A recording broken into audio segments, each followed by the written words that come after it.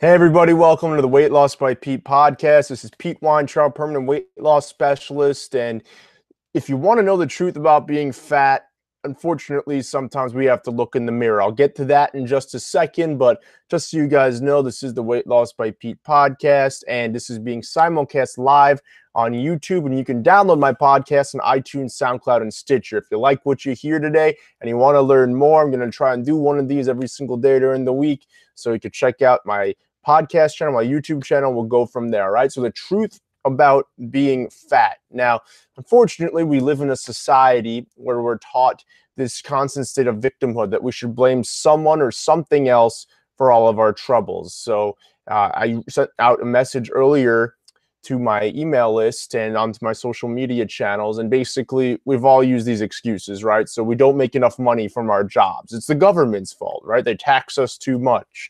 They don't pay us a living wage.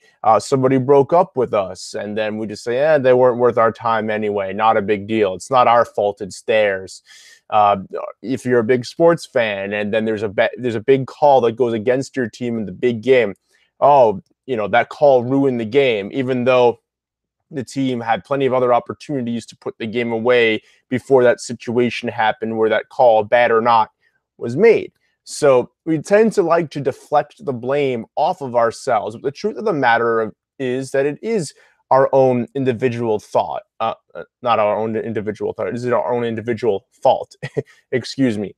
If you look in the mirror, you can see you're putting on weight. If you step on a scale and you see that it's higher this week than it was the last, not just by a pound or so, it's pretty vast, 3, 4, 5 pounds, then you know something's up. If your clothes aren't fitting you nearly as well, then you know something's up. If you find that you're getting out of breath a lot easier than you had in the past, then you know that something's up. These are all things that don't take a rocket scientist to figure out. We know these things. We see these things coming. And when we gain a lot of weight, especially to the point where we feel that we need help to try and dissect what's going on and how to solve it, then we tend to go into this state of mind where we tend to go into the state of mind where we need to find out what's to blame, what's the root cause. And yeah, it's important to know what that is. So yeah, there's no secret that the food pyramid here in the United States has given 60 plus years worth of the United States population terrible dietary advice. It's no secret that if you go to a grocery store, it's a lot cheaper and more affordable to buy cheap processed sugary garbage than it is to buy real whole organic foods. It's no secret about any of that stuff. And yeah, is that partially to blame? Maybe, in terms of misleading us and miseducating us. But the truth of the matter is, when you see that what you're doing isn't working, or you see that the way that you're living your life isn't working out the way that you like, then it's up to you to try and fix it. And I have clients, prospective clients, and people I just talk to who always complain about being overweight or having a bad day. They blame it on social gatherings. They blame it on work. If they're a new parent, they blame it on having a kid. They blame it on a multitude of things. And look, I can understand all those different instances have different stressors, and they throw you different curveballs. And life does throw us quite a bit of curveballs. And it's up to us as individuals to learn how to react and adapt to those things and how to overcome the obstacles put in our way. Because if life were smooth sailing and just happening in a straight line, it would be so much easier to succeed. But that's not what makes life worth living. So in short, it's important to own up to the fact that the truth about being fat is that we do it to ourselves. It is ultimately our fault. Now, along the way, there may be things that we do unknowingly that have contributed to that.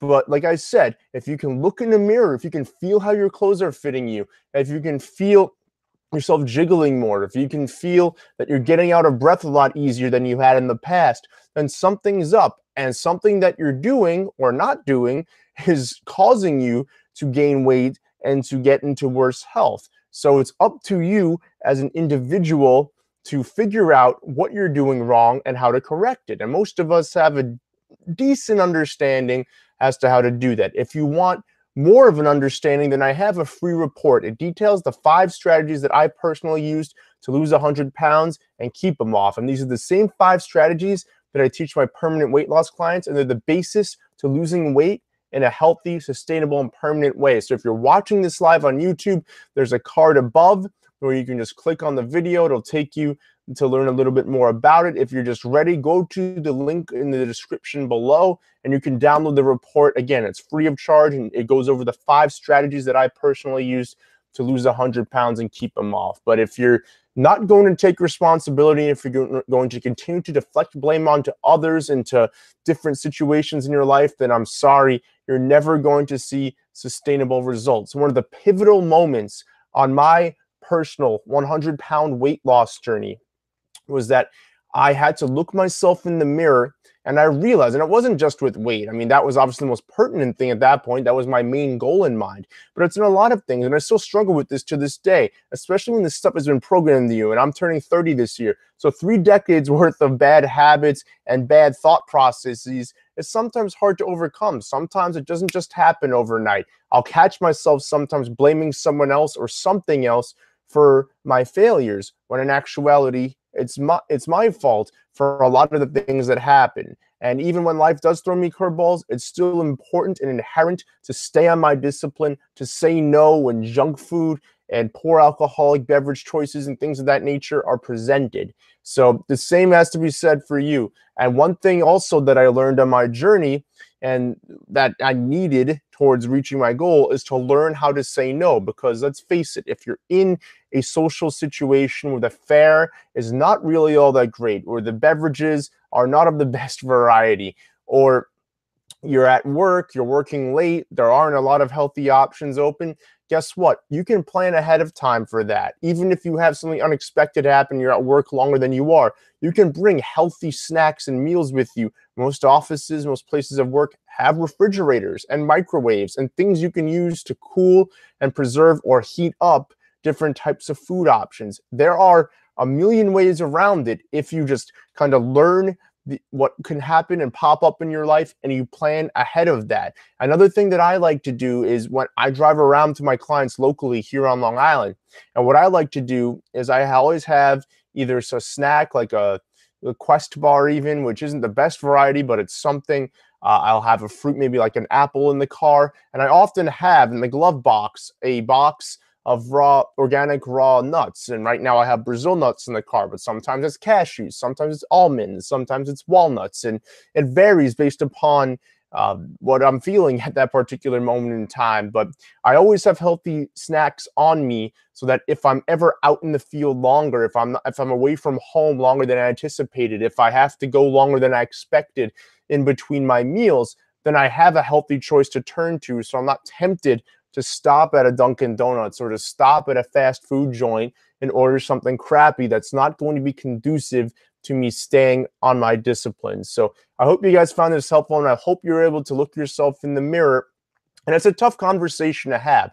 I'm not going to lie to you. It is a tough conversation to have, especially when you're used to deflecting blame away from yourself and onto others and other things. But the second that you can take ownership of any shortcomings you've had to this point, and in this case, we're talking about gaining weight. Okay, you own up to it. Now you need to investigate the issue and you need to make some changes. And often we already kind of know what those changes are. I talk about the permanent weight loss pyramid all the time. You need to eat a clean, healthy diet. You can learn about that in the 5 strategies report I mentioned earlier. Again, that description, whether you're watching or listening to this, is in the description to this podcast or video below. Then you need to get good, consistent quality sleep, either 7.5 or 9 hours a night. It depends on the individual. Figure out which one works best for you, what you operate better on. I'm willing to bet you're probably not getting either. You're probably getting less than that. And then lastly, fitness. You need to move more. You need to exercise more. Figure out some exercise methodology, whether they're workouts, whether you like to play a sport, join a recreational league. There's so many ways to stay active by where you live, regardless of the climate or any of that stuff. There are so many ways to stay active that there really aren't any excuses. So again, if you want some ideas as to how to do that, then download my free report. Again, in the description below, you'll find the link for that. Thanks so much for watching or listening. This is Pete Weintraub, Permanent Weight Loss Specialist. I'm signing off for today. I'll talk to you guys next time. Have a good one.